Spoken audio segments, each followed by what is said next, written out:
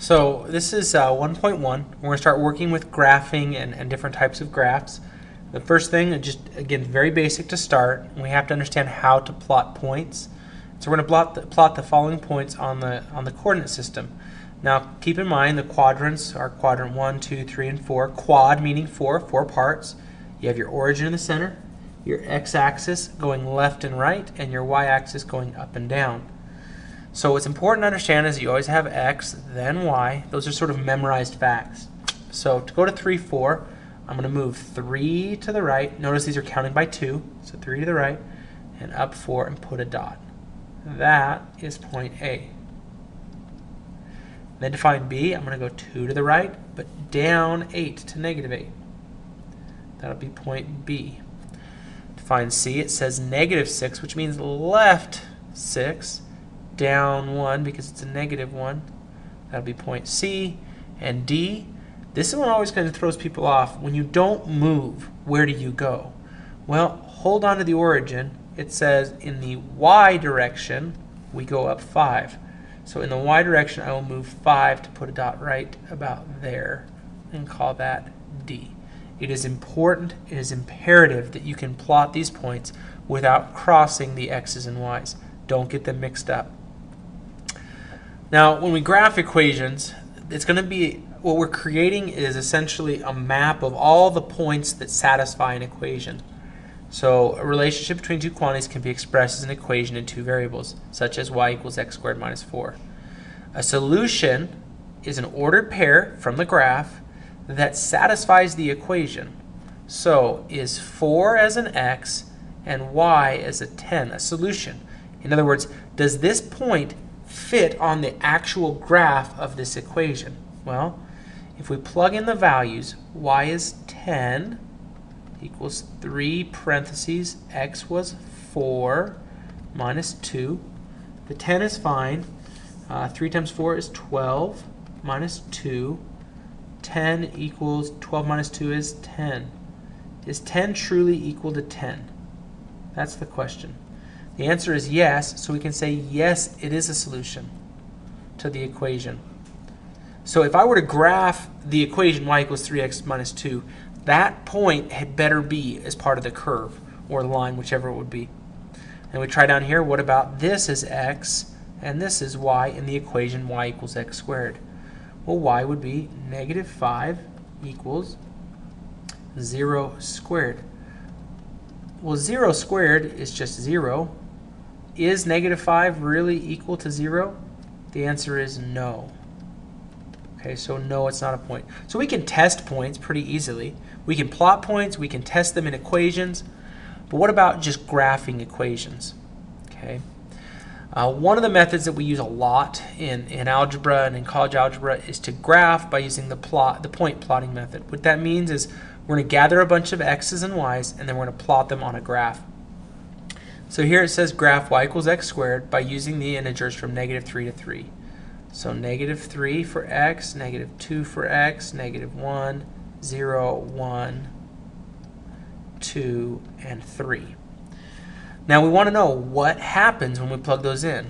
Well, what is negative 3 squared? That's 9, because negative 3 times negative 3. What about negative 2 squared? That would be 4. Negative 1 squared, that'd be 1. 0 squared would be 0. 1 squared would be 1. 2 squared would be 4. 3 squared would be 9. So there's our equation and our data. These are ordered pairs, and so if I plot them, negative 3, 9 would be right up here. Negative 2, 4 would be here. Negative 1, 1.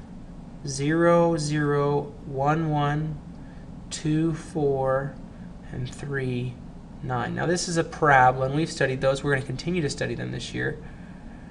But we end up with this parabola, and I want to follow the dots, you know, just like we would back in kindergarten when we learned to trace and follow dots. Every point that I just included by drawing the line would satisfy this equation. I could pick any of these points in between, plot it or type it into the equation, and find that it's a valid equation. So there's an infinite number of numbers here that are working for us. But this is a sketch of our graph. Well, let's see if we can do another one. Y equals negative 3x plus 2. So I'm going to go x, and I'm going to go y. They said to use x's from negative 2 to 1. So negative 1, 0, and 1. If I put negative 2 in here, it's negative 3 times negative 2 plus 2. Negative 3 times negative 2 is 6. 6 plus 2 is 8. Then if I make it negative 1, negative 3 times negative 1 is 3, plus 2 is 5. Then I put a 0. 3 times 0 is 0. And negative 3 times 0 is 0, plus 2 is 2. And then if I put a 1 in there, negative 3 times 1 is negative 3, plus 2 is negative 1. I'm going to go ahead and plot those points. Negative 2, 8 would go right there. Negative 1, 5 would go right there. Then 0, 2, then 1, negative 1. And we get a very good straight line that Mr. Welch can't draw. So bear with me.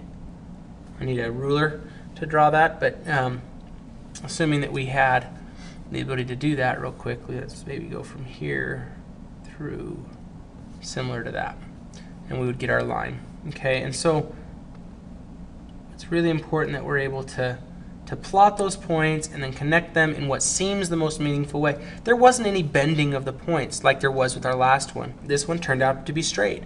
And if you plot enough points, the graph becomes obvious as to what it is. In the graphing calculator, oftentimes we might use a graphing calculator to graph something like, let's say, I want to graph 8x squared plus 15. Depending on, if I go back to a standard graph, I'm not always going to be able to see the graph, and I might need to change the viewing window. And that's what this next section tells us about. These dimensions right here, okay, give us a bearing for what to use as the x and y limits. And so here in the window, if I go to the window, it says the x min, the x max, and the scale. That's what this represents. The x min, the x max, the scale. The y min, the y max, and the scale. And so, you know, if I wanted to see this graph, I know that my x min should probably be something like 0, but my x max needs to be more like 50, and let's count by 5s. My y min, or sorry, that was the wrong one. Whoops, that was thinking of the x. So let's make this negative 10, and 10 still works there, I think. And then we're going to go with by 1s. Now the y, I didn't see anything. I know the graph lives higher, so let's just go 10 to 50, counting by 2s. Okay.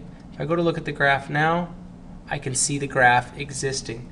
But I had to come up with what the restrictions were. What are the rules I'm using as I go through that? And that's what this is doing. You'll see this in the textbook. You'll also see it in the homework. As you go through the homework, they'll talk about this rectangular viewing window. This is how we set up the x and y. It's the lower bound, upper bound, and then the interval you count by. And so you'll see those. It's important that you understand how to change the viewing window, which is right here under the button window. X min, X max, scale. And they'll have you work with that a little bit. In the last little bit of our slide show for today, we're going to talk about the intercepts. There are x-intercepts, y-intercepts, and those things are important to us because they help us get a basic guideline of what's happening in the equation. So x-intercepts are places where we cross the x-axis. And remember, the x-axis is this horizontal one. So I see an x-intercept there and there. It turns out there are multiple. And so we're going to say at x equals 1 and at 3. Those would be my x-intercepts.